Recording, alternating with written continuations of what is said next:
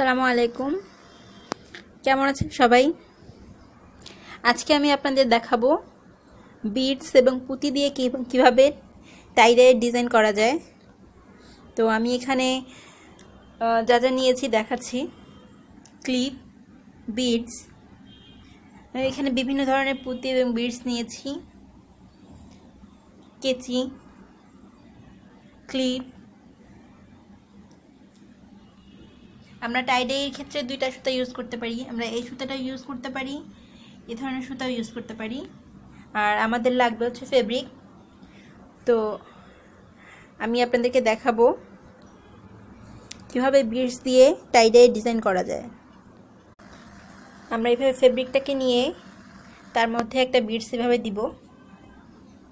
দেন আমরা এভাবে করে আমরা প্রত্যেকটা বিডস কাপড়ে পেঁচিয়ে নিব এবং কাপড়টাকে রং করব। এভাবে আমরা প্রত্যেকটা আইটেম বেঁধে নিয়েছি।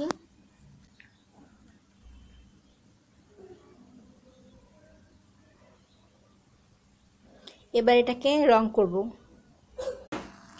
ক্লিপ দিয়ে আমরা এভাবে বেঁধে নিয়েছি।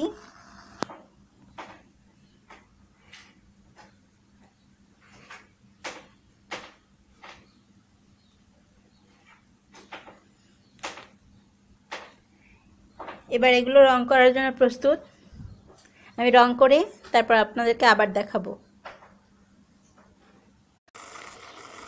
আমাদের রং করা হয়ে গেছে।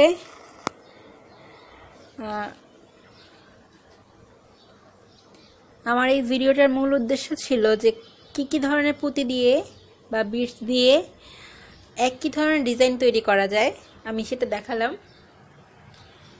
আমি যতগুলো পুঁতি বা বিডস দেখিয়েছি, আপনাদের কালেকশনে যেটাই থাকুক সেটা দিয়ে আপনারা চাইলে এই ধরনের ডিজাইন করে ফেলতে পারবেন।